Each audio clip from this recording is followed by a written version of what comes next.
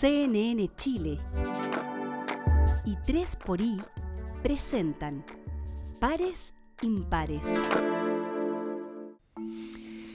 Bueno, algo que les anticipaba al inicio del programa es esta pregunta sobre si las cosas simplemente son estructuralmente, si se nace, se desarrolla un país estructuralmente amable, estructuralmente colaborativo, o es algo que, por ejemplo, se educa y se entrena.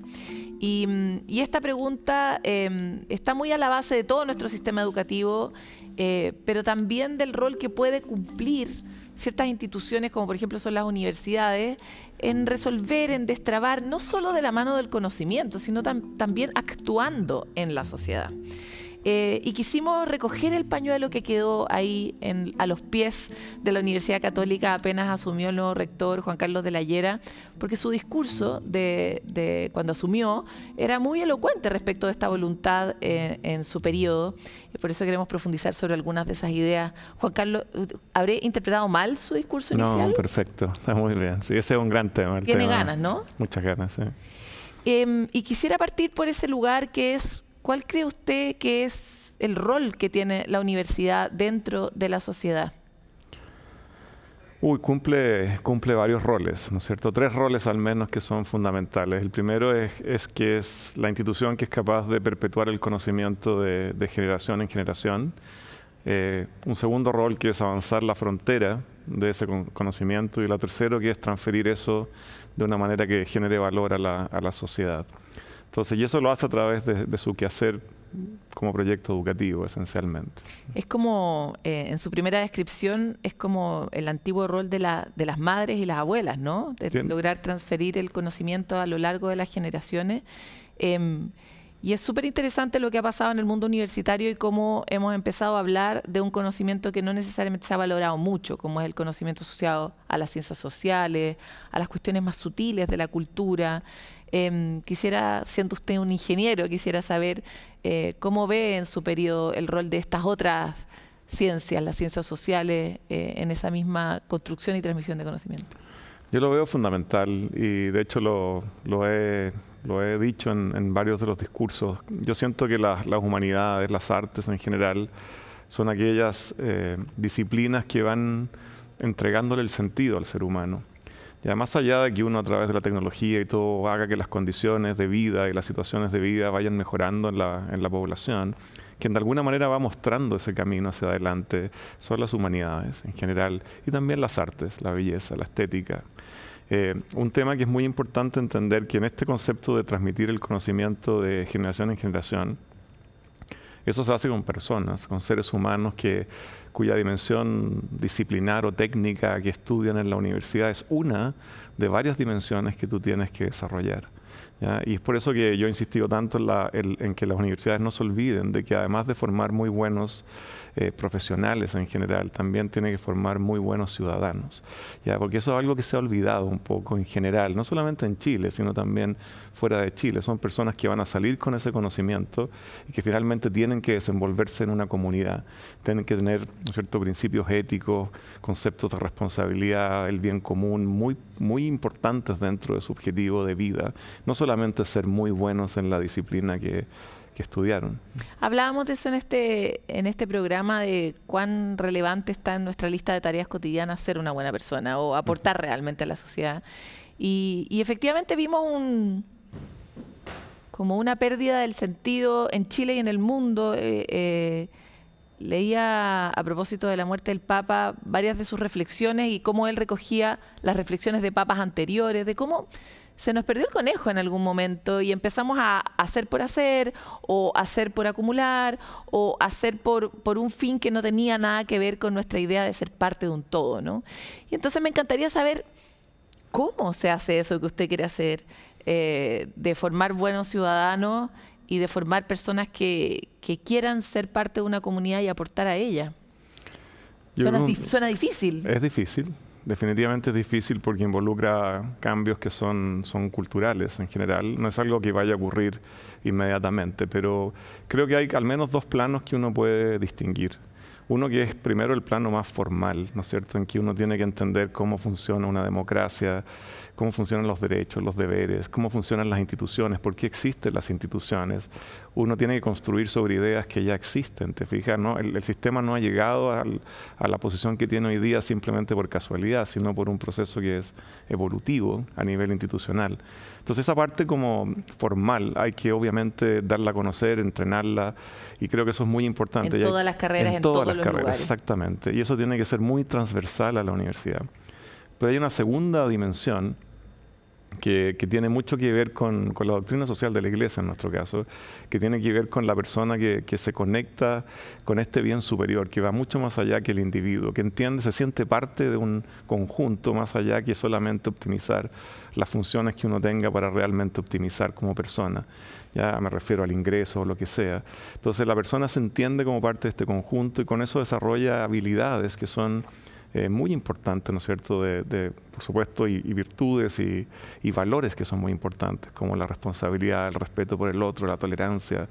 Podríamos hablar largo de eso, pero es muy importante que estos dos planos vayan siendo de alguna forma entregados y entrenados por una comunidad que realmente, más que transmitir eso, vive esa realidad. Porque yo creo que al final de cuentas eso es toda la diferencia en un buen proceso educativo. No es solo transmitir conocimiento, es muy distinto si tú le hablas a una persona de ingeniería, la que ya hago yo, ingeniería sísmica o ingeniería estructural, a que le cuentes qué me pasó a mí en el diseño de tal o cual edificio o puente que yo participé.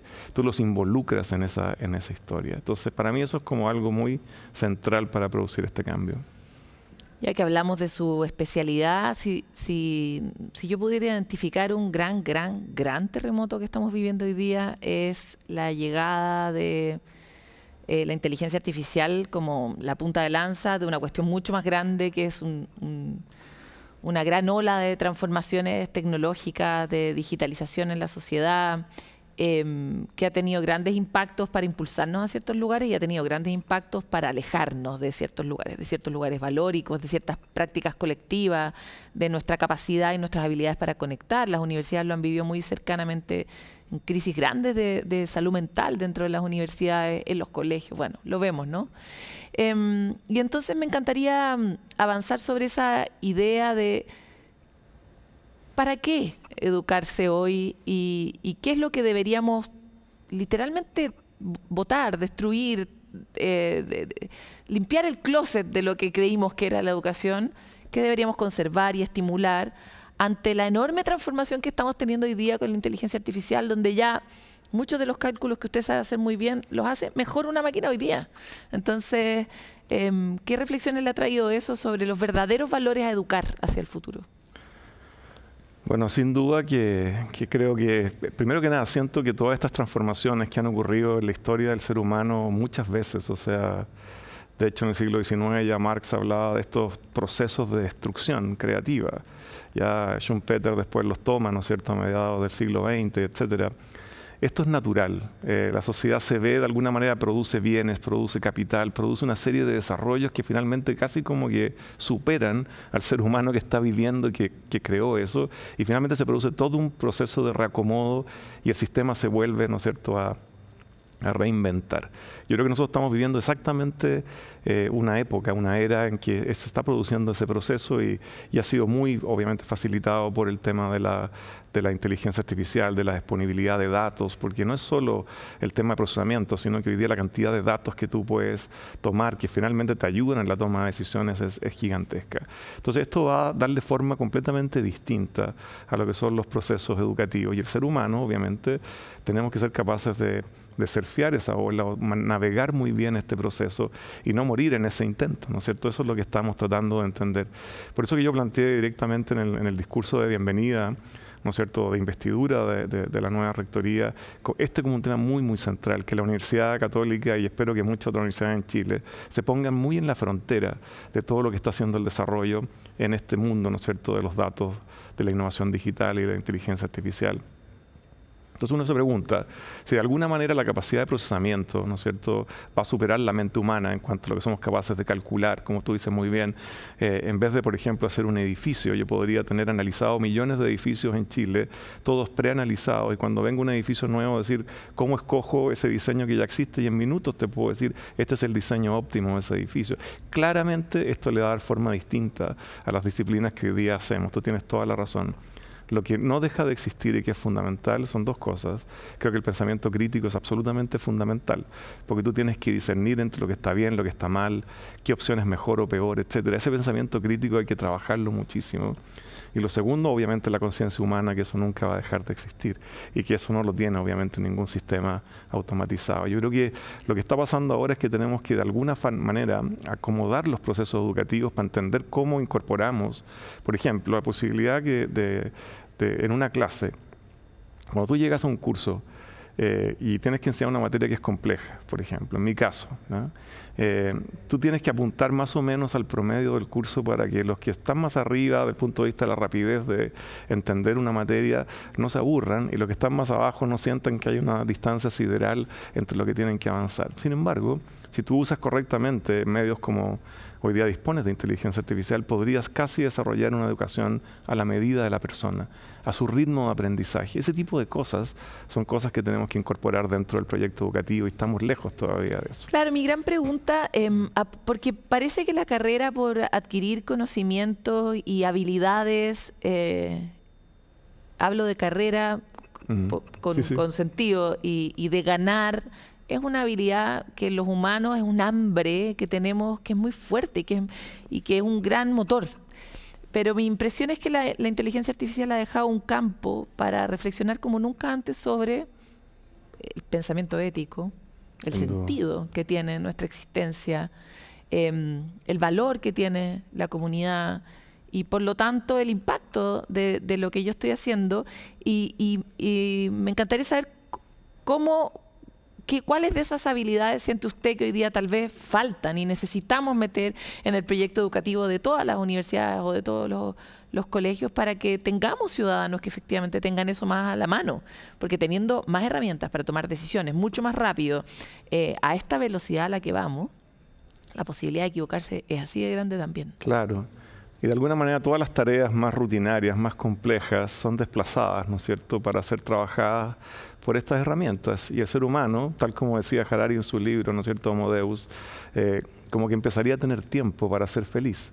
Esa es su teoría, ¿no es cierto?, que yo la encuentro extraordinaria, pero en los tres argumentos que se ponen en ese libro, ninguno de los tres se cumplió, porque tuvimos pandemia, tuvimos hambruna, tenemos guerra. O sea, finalmente la realidad es mucho más sorprendente de lo que uno cree. Sin embargo, es cierto que todas estas tecnologías van a ir desplazando las tareas mucho más rutinarias y dejándole al ser humano tiempo para reflexionar sobre las preguntas que le dan sentido a la existencia, a la vida. Yo creo que ese proceso, vuelvo, de pensamiento crítico, analítico, donde la filosofía es fundamental, la teología para quienes somos creyentes es fundamental, las letras, las artes, pero también sabemos que las condiciones de vida del ser humano tienen que seguir evolucionando, adaptándose, tenemos que hacer una sociedad que sea sostenible, ¿no es cierto?, ambientalmente. Tenemos una serie de desafíos que también son técnicos. Entonces esta fusión, creo yo que es como el gran tema, ese pensamiento sobre cómo fusionamos esta tecnología, ¿no es cierto?, junto con todo este conjunto de valores fundamentales que le dan sentido a la vida del ser humano. Yo encuentro que es un tema extraordinariamente relevante. Rector, algo que vivimos en la época del estallido social fue como, o así lo percibimos tal vez algunos ciudadanos, como una especie de despertar en las universidades, como de la idea de que tenían un rol muy concreto que cumplir para unir lo que se había quebrado, encontrar caminos de salida. Lo vimos en la Universidad Católica, lo vimos en la Universidad de Chile, y en general mucha reflexión en ese mundo por parte de las autoridades. ¿Cómo ve usted para los desafíos que vienen? Sabemos que la sociedad fácil no está, ni tampoco se va a poner más fácil de aquí en adelante. De lo que le toca a las universidades en adelante para construir o reunir lo que se ha separado. Yo creo que lo primero es entender que la universidad es por definición el espacio más privilegiado de reflexión, de mediano y largo plazo que tiene una sociedad. Esos espacios de reflexión hoy día no existen en otras instancias a nivel de nuestro país, en ninguna parte del mundo. Entonces la universidad hay que cuidar mucho que ese espacio de reflexión permita que ese encuentro que tú dices ocurra, con posiciones que a veces son bastante distintas, extremas, pero que ese es el lugar donde se pueden debatir, se pueden conversar y se tienen que respetar. Por eso que hay ciertos temas hoy día a nivel de la universidad, no solo en Chile, sino en el mundo, que hay que cuidar mucho. Uno de ellos es la cancelación. la cancelación es un tema que no tiene espacio en la universidad, ninguno. Porque es básicamente la intolerancia, es romper, ¿no es cierto?, la posibilidad de desarrollar el pensamiento crítico, la reflexión y simplemente romper ese diálogo que es el que se genera dentro de una universidad. A mí me parece que ese es un tema que hay que cuidar enormemente y evidentemente evitar que la universidad genere polarizaciones cuando en realidad es el espacio donde todas esas ideas se debaten libremente. Tiene que ser un espacio de seguridad para el debate. Y eso implica un esfuerzo humano grande, porque uno puede estar en perfecto desacuerdo y muchas veces incluso emocionalmente, ¿no es cierto?, te puede influir, pero uno tiene que ser capaz de cuidar ese lugar para que ese debate se produzca. Yo creo que ese es un tema que hoy día está cobrando particularmente mucho valor cuando tú ves lo que ocurrió, que hoy día en Estados Unidos se dice, por ejemplo, que una de las tareas más difíciles, labores más difíciles para hacer es ser rector de una universidad o rectora. Han salido varios de los rectores o rectoras de las mejores universidades del mundo simplemente por temas de intolerancia y de cancelación, esencialmente. La tecnología ahí también juega un rol fundamental, porque una idea que no calza a veces dentro de los paradigmas que una persona tiene empieza a generar una fuerza hoy día que a través de redes sociales se propaga y te pueden causar problemas que son muy serios. Eso, yo de hecho lo he hablado con los estudiantes ya, llevo un mes recién, pero ya hablamos de este tema. Este es un tema que vamos a trabajar desde el día 1. ¿Cuáles son los antídotos de la cancelación para una generación que se ha criado en el momento de mayor auge de la cancelación? Nunca. O sea, porque estos jóvenes, yo les digo niños porque uno ya se empieza a sentir mayor, pero estos jóvenes, adultos que están entrando en la universidad, se formaron en una época en que nunca había habido tanto nivel de funas y de... Claro. Como esta realidad hubiera estado tan cerca de ellos y tan amplificada por las redes sociales. Lo peor es que ellos mismos y ellas son víctimas. Sufren con esto, ¿te fijas? Entonces aquí hay un tema que tiene que ser trabajado muy bien desde estos espacios de seguridad que son las universidades. Personalmente creo que lo primero que hay que reconocer, y este es un tema que mucha gente se olvida, es que el desarrollo, ¿no es cierto?, de la corteza prefrontal de un individuo ocurre más o menos entre los 18 y los 25 años. Por lo tanto, la universidad no puede decir simplemente recibo estudiantes que ya vienen de una u otra manera. Eso no es verdad. Detalle a pie de página, la corteza prefrontal es el lugar donde se desarrollan todas las mayores virtudes humanas, los pensamientos generosos, los que son capaces de que nos pospongamos en función de un bien común mucho más grande. Es el lugar que nos hace particularmente especiales como especie dentro del cerebro, ¿no? Exactamente, y nos produce todo este discernimiento, ¿no es cierto?, entre lo que está bien, lo que está mal, el control de los impulsos, etcétera. Entonces, de alguna manera, la universidad tiene que abocarse desde el primer día que estos estudiantes llegan a reconocer esto. La mejor corteza prefrontal. Exacto. Y ayudar a que ese proceso ocurra durante estos años, ¿no es cierto?, en la universidad. Es un proceso que se puede lograr, que evidentemente lo que quiero decir es que hay mucho optimismo y esperanza de que eso pueda ocurrir si uno conduce este proceso formativo. Darse cuenta, te fijas, de que cada uno de nosotros ocupa un espacio que tiene que ser respetado en la sociedad. Los valores, en ese caso del humanismo cristiano también, son extraordinariamente potentes, porque en el fondo yo creo que hoy día son muy suscritos por muchos de la gente joven que llega a la universidad. Siempre puede haber posiciones más extremas que hay que conversarlas, hay que trabajarlas, pero el diálogo acá, volviendo un poco al tema del Papa y lo que ha sido esta semana, el diálogo es fundamental. Si tú rompes ese diálogo, por ejemplo, a través de un proceso de intolerancia por cancelación o de funa, lo que sea, simplemente la posibilidad de lograrlo se acaba. Rector, imaginemos que su proyecto se ejecuta en un tiempo récord, como buen ingeniero logra y se pone unos objetivos, los cumple. Usted dijo que quería trabajar y trabajar fuerte y lograr cosas. Pero una universidad no hace verano, diría yo, para utilizar el dicho, ¿no? Necesitamos que sean las universidades, todas las universidades y todos los centros educativos.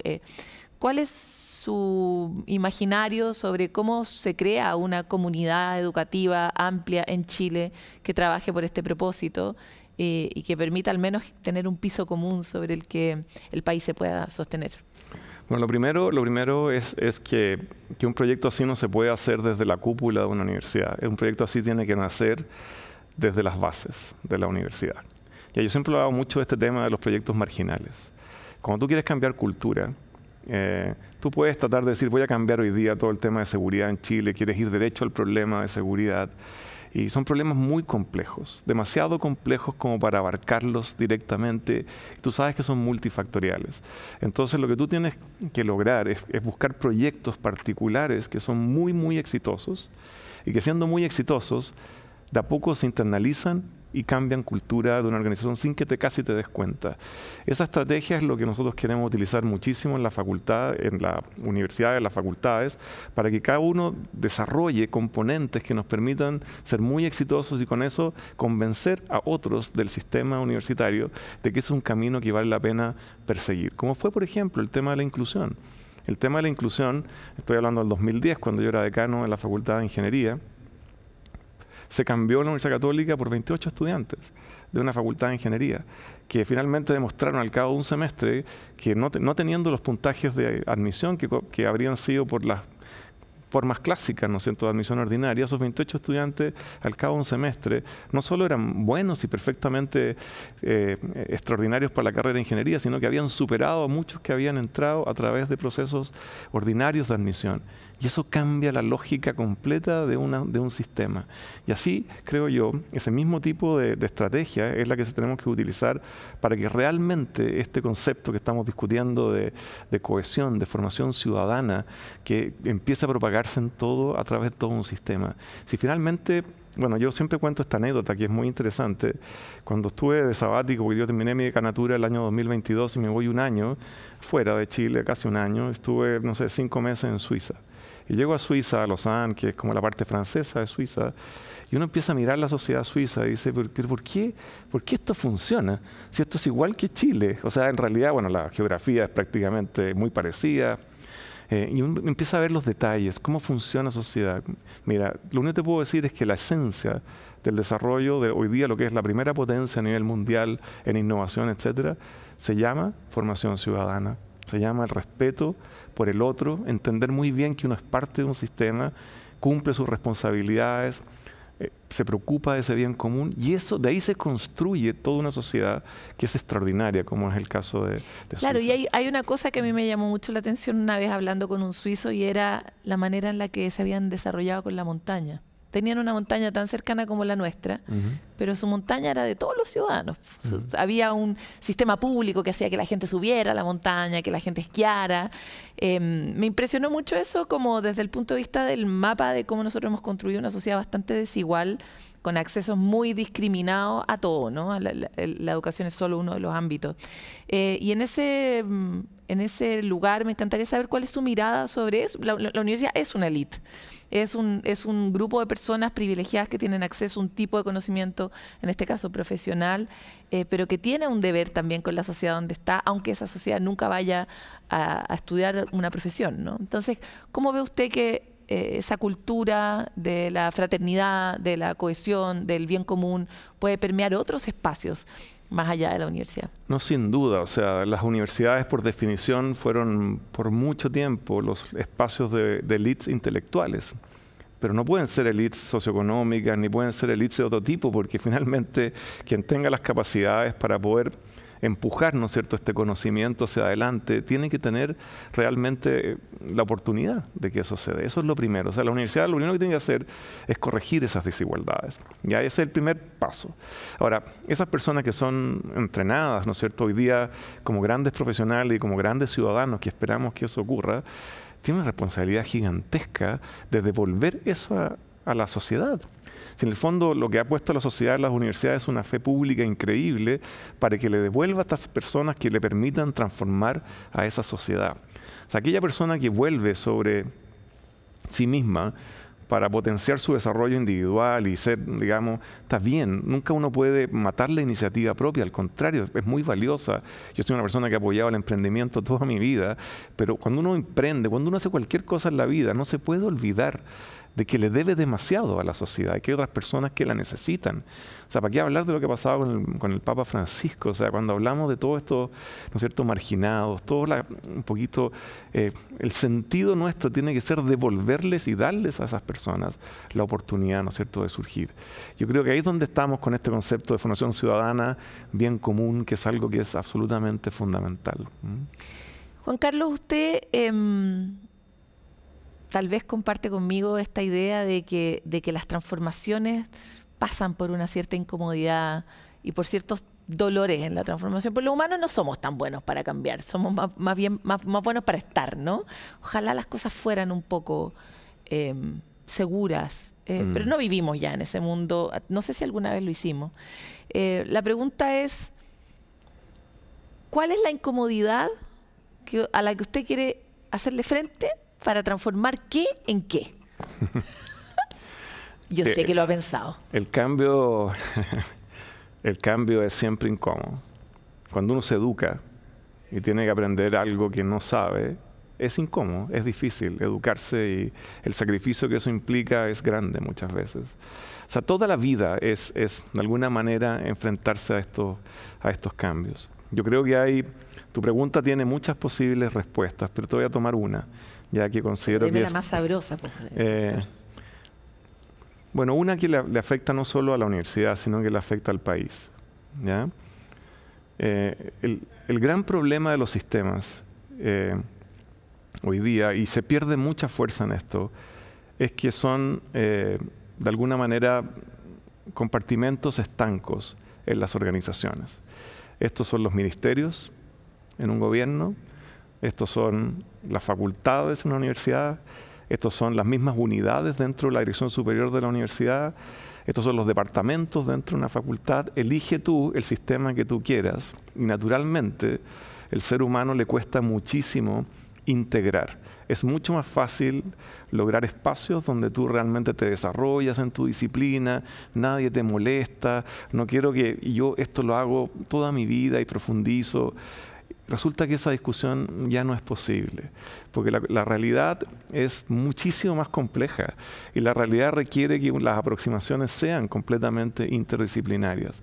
Por lo tanto, una incomodidad que sí va a sufrir, obviamente, la universidad, y espero que el sistema y el país completo, es que tienen que salir de los silos de confort propio para enfrentarse a los problemas de las distintas maneras y poder resolverlos. ¿Te fijas? Si no hacemos eso, la posibilidad de resolver estas problemáticas que cruzan a la sociedad es nula. O sea, eso sí sabemos, para ese lado no va la solución.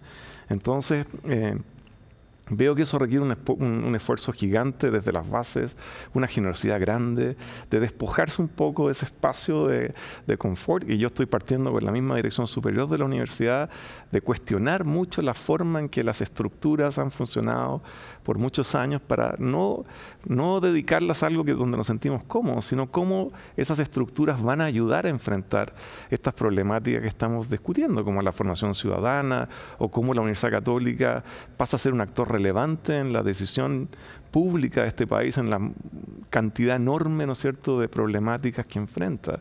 La universidad se siente cómoda publicando en los mejores journals internacionales, se siente cómoda haciendo las clases que tiene que hacer, no se siente tan cómoda saliendo hacia la sociedad y teniendo que lidiar con realidades que muchas veces te superan en complejidad a la que tú eres capaz de entender, modelar, analizar, gestionar, implementar. ¿Ya? Bueno, ese es el desafío. Si no, ¿para qué estamos?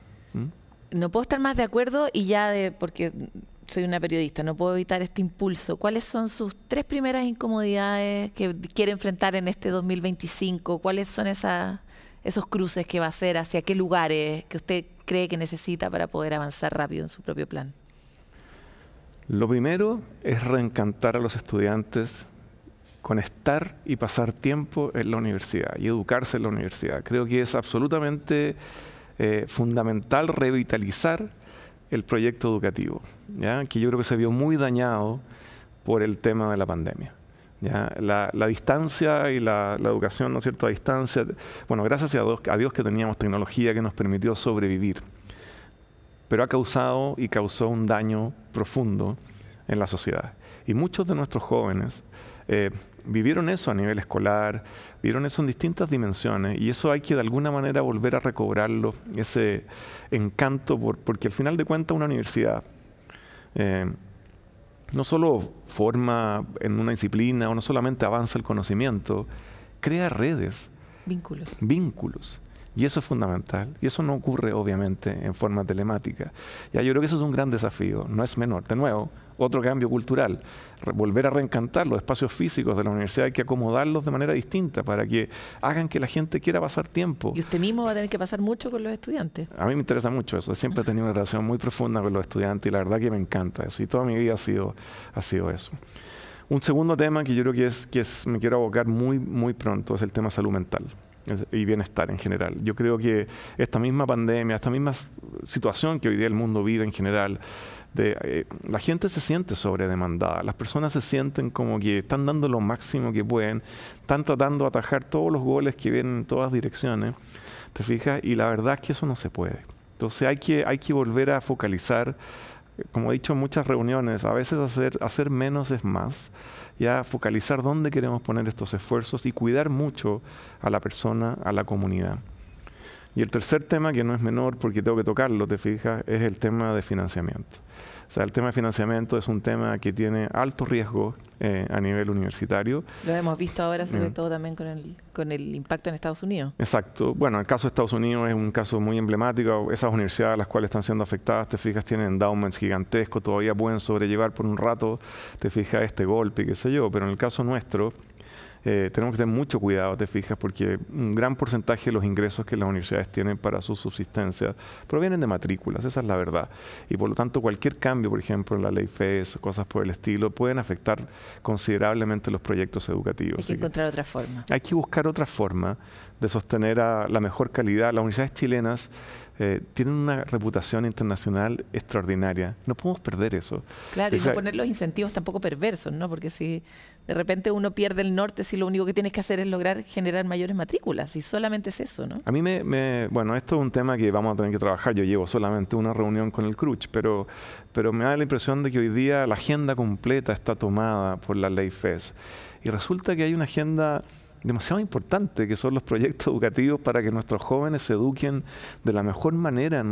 Y eso se nos empieza a olvidar dentro, te fijas, de toda esta problemática de financiamiento, del CAE, de la deuda, que es muy relevante, no cabe ninguna duda, que significa una angustia para las familias y que evidentemente hay que resolver.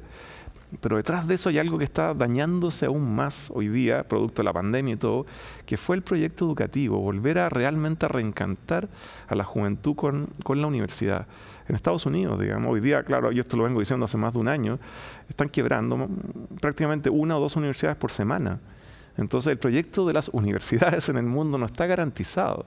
Es algo que hay que preocuparse, y no es porque esté quebrando porque Trump le está sacando los recursos exclusivamente, sino porque la juventud se está educando de una manera distinta, está buscando otros mecanismos con los cuales educarse y llegar a una vida laboral, ¿no es cierto?, a los 18, 19 años.